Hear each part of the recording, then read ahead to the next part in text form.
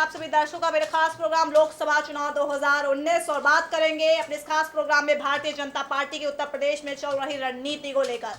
जिस तरह से अमित शाह इस वक्त अपने सहयोगी दलों के साथ गठबंधन को लेकर खामोशी साधे हुए हैं। हालांकि महाराष्ट्र में उन्होंने शिवसेना के साथ गठबंधन करके साफ साफ जाहिर कर दिया कि बीजेपी को मालूम है कि अपने सहयोगियों को किस तरह से मना कर रखना है। लेकिन उत्तर प्रदेश जो कि देश का सबसे बड़ा राज्य है और जहां पर लोकसभा की 80 सीटें आती हैं, वहां पर अमित शाह की क्या रणनीति है, फिलहाल इसका खुलासा नहीं हो पा रहा है। और जिस तरह से ओम प्रकाश राजभर जो कि योगी सरकार में मंत्री हैं, लगातार मोदी सरकार को, योगी सरकार को अपने तेवर दिखा रहे थे और अभी हाल ही में उन्होंने ये कहा था अगर ऐसा ही चलता रहा तो मैं समाजवादी पार्टी और बहुजन समाज पार्टी गठबंधन से हाथ मिला लूंगा। शायद बीजेपी को ये रास नहीं आया और फिर उनको नई दिल्ली बुलाया और नई दिल्ली में अमित शाह से मुलाकात हुई और मुलाकात के बाद जो बात हुई है वो बात कहीं उस पर शायद अब राजभर खुश हो सकते हैं, क्योंकि उनके बेटे को बुलाया था अमित शाह ने और अमित शाह ने ओम प्रकाश राजभर के बेटे से मुलाकात की और वहां पर जिस तरह से दोनों के बीच बातें हुई हैं उससे साफ जाहिर हो रहा है कि शायद अब जो तल्खियां हैं, जो मनमुटाव हैं अमित शाह और ओम प्रकाश राजभर के बीच में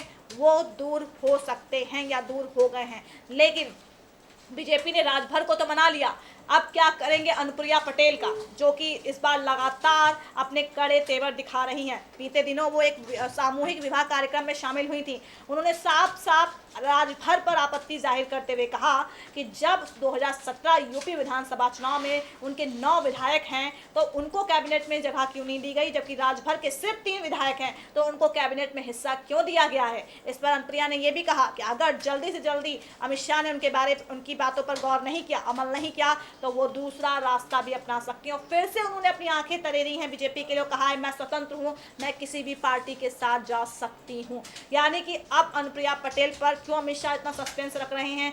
ऐसे में जब पूर्वांचल में अच्छा खासा दबदबा पटेलों और राजभर का है तो ऐसे में क्यों वो अनुप्रिया पटेल को निराश कर रहे हैं। और अगर अमित शाह को अनुप्रिया पटेल का साथ लेना है तो वो खुलकर क्यों नहीं बोल रहे हैं, क्योंकि अनुप्रिया पटेल की मांग है कि उन्हें कम से कम 2014 में 2 सीटों पर अनुप्रिया पटेल ने चुनाव लड़ा था, लेकिन इस बार वो कम से कम 5 से 7 सीटों की मांग कर रही है कि हमें लगभग 7 सीटें दीजिए ताकि हम उस पर अपने प्रत्याशी खड़े कर सकें। लेकिन बीजेपी को ये लग रहा है कि अगर हम अपने सहयोगी दलों को ही सीटें देते जाएंगे तो हमारा क्या अस्तित्व रह जाएगा, जबकि वहां पर अकेले दम पर उत्तर प्रदेश में तो बीजेपी ने अपने दम पर 71 सांसद बना लिए थे और 2 सीटें अपना दल की थी। तो ऐसे में बीजेपी सोच रही कि मैं उनको सीटें देकर क्यों अपने ही हाथों अपने पैरों पे कुल्हाड़ी मारूं। अब राजभर से क्या हुआ, राजभर से सीटों को लेकर बात नहीं बन पाई है, उसके बारे में कोई बात नहीं हुई अमित शाह से। सिर्फ ये बात हुई है कि 26 फरवरी को सीटों को लेकर बातचीत होगी और तब तय होगा कि बीजेपी अपने सहयोगियों को कितनी सीटें देने के लिए तैयार है। ओम प्रकाश राजभर ने अमित शाह से ये मांग की है कि उनकी चंदौली और घोसी लोकसभा सीट दी जाए और वो सीट पर अपने उम्मीदवार खड़े करना चाहते हैं। लेकिन बीजेपी आला कमान की तरफ ऐसी बातें सामने आ रही हैं कि हम आपको चंदौली लोकसभा सीट देंगे, घोसी लोकसभा सीट नहीं देंगे। और दोनों सीटों का क्या सियासी आंकड़ा था, क्या सियासी समीकरण है, मैंने आपको अपने बीते प्रोग्राम में बताया था इसके बारे में। फिलहाल अनुप्रिया पटेल को लेकर बात करते हैं। जिस तरह से राजभर को तो मना लिया अमित शाह ने, अब अनुप्रिया पटेल का क्या करेंगे। लेकिन अभी जो मुलाकात हुई है इसके बारे में आपको कुछ बताना चाहूंगी कि मैं आखिर मुलाकात में क्या क्या बातें हुई अमित शाह और ओम प्रकाश राजभर के बेटे से। अमित शाह ओम प्रकाश राजभर के बेटे से मुलाकात के बाद ये बात निकली है कि उनकी 3 मांगे मानी गई हैं राजभर की और आगामी 26 फरवरी को बीजेपी के राज्य में गठबंधन की सीटों को लेकर आखिरी बातचीत होगी और जिसमें पूरी तस्वीर साफ हो जाएगी। और ऐसे में जो मांगे मानी गई हैं राजभर की वो ये हैं कि लखनऊ के राजभवन कॉलोनी में ओम प्रकाश राजभर को पार्टी कार्यालय के लिए टाइप 6 का बंगला दिया जाएगा। उनकी पार्टी का नाम है सुहेल देव भारतीय समाज पार्टी और उनको टाइप 6 का बंगला लखनऊ के राजभवन कॉलोनी में दिया जाएगा। और उनकी पार्टी के लिए 2 नंबर राजभवन कॉलोनी का बंगला राजभर को अलॉट भी कर दिया गया है। ये इस तरह से उनको मनाया गया है। इसके अलावा पिछड़ा वर्ग आयोग में राजभर के करीब आधा दर्जन लोगों को शामिल करके उसका सदस्य बनाया जाएगा और ओम प्रकाश राजभर के विधानसभा क्षेत्र में महीनों से रुके पड़े विकास कार्यों को सीधा शुरू किया जाएगा। अब ऐसे में ओम प्रकाश राजभर की बातें मान ली, तीनों बातें मान ली और तीनों बातें राजभर ने मनवा भी दी।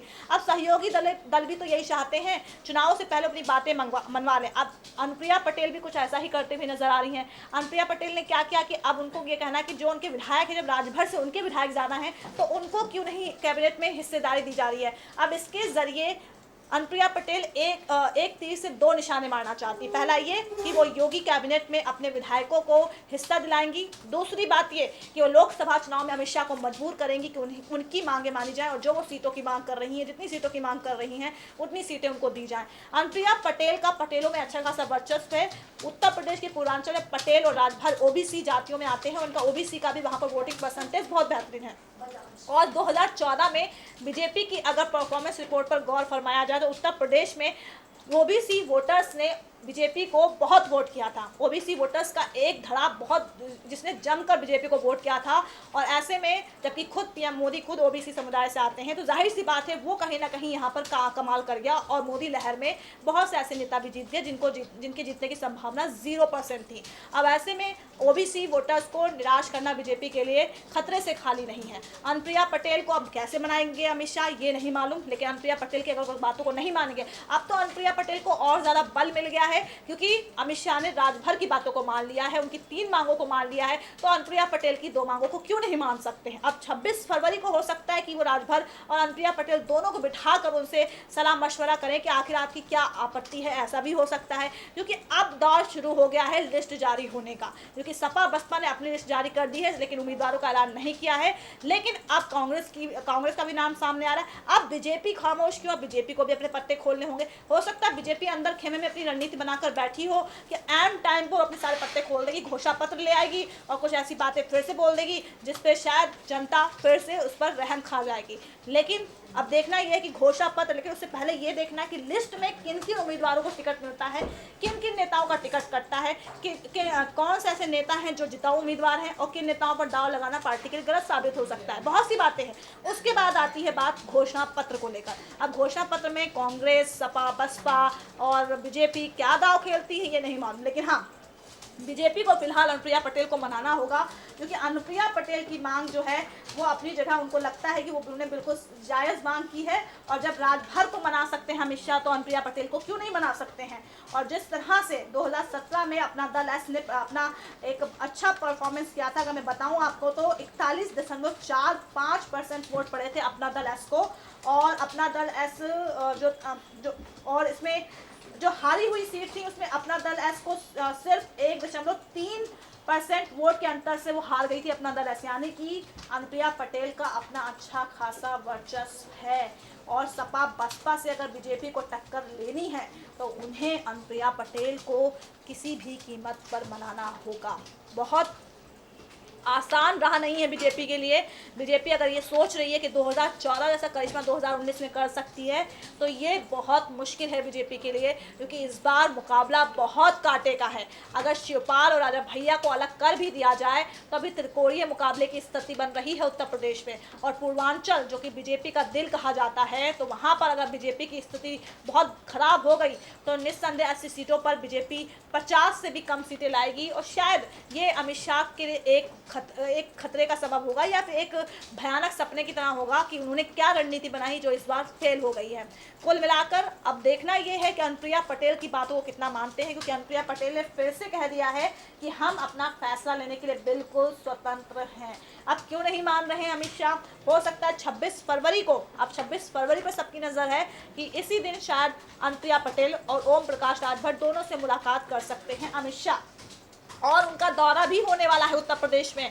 तो ऐसे में जाहिर सी बात है कि अब वो सीधे सीधे अपनी रणनीति पर गौर फरमाएंगे और सीधे सीधे वो अपनी बातों को वहाँ पर बोलेंगे अपने सहयोगियों से। ओम प्रकाश राजभर मान गए हैं, जब 3 मांगे मान ली हैं तो राजभर को ये भी पता होगा कि उनकी बाकी मांगों को भी मान लेंगे बीजेपी मान लेगी। अब बात रही अनुप्रिया पटेल को लेकर, क्योंकि 2 ही दलों से उसका गठबंधन है, तो अब देखना होगा। और बाकी जो छोटे मोटे नेता हैं उनको भी मनाने में कामयाब हो सकते हैं अमित शाह, वो तो चाणक्य हैं तो कुछ भी कर सकते हैं। लेकिन कुल मिलाकर फिलहाल जिस तरह से अनुप्रिया पटेल ने कहा है, अनुप्रिया पटेल ने 20 फरवरी का समय दिया था बीजेपी को अपना स्टैंड साफ करने के लिए। 20 फरवरी हो गई और ऐसे में अभी तक बीजेपी की तरफ से कोई स्टैंड नहीं क्लियर हुआ है अनुप्रिया पटेल के लिए।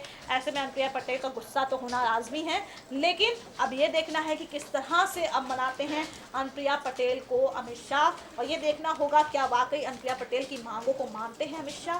राजभर की बातों को मान लिया है तो क्या अनुप्रिया पटेल को भी उतनी तवज्जो देंगे, और क्या अभी सिर्फ मांगे मानी है, सीटों को लेकर बात नहीं हुई है। तो सीटों में कितना दांव पेच खेलेंगे अमित शाह, ये भी देखना दिलचस्प होगा। फिलहाल नजर रहेगी 26 फरवरी पर, और देखना दिलचस्प होगा कि बीजेपी किस तरह से अपने सहयोगियों को मनाती है लोकसभा चुनाव के लिए। और ये भी देखना दिलचस्प होगा क्या वाकई अनुप्रिया जितनी मांगे कर रही हैं उतनी मांगे वो मानते हैं अमित शाह, और नहीं मानते हैं तो क्या अनुप्रिया कोई और फैसला लेंगी या फिर बनी रहेंगी गठबंधन में। नमस्कार।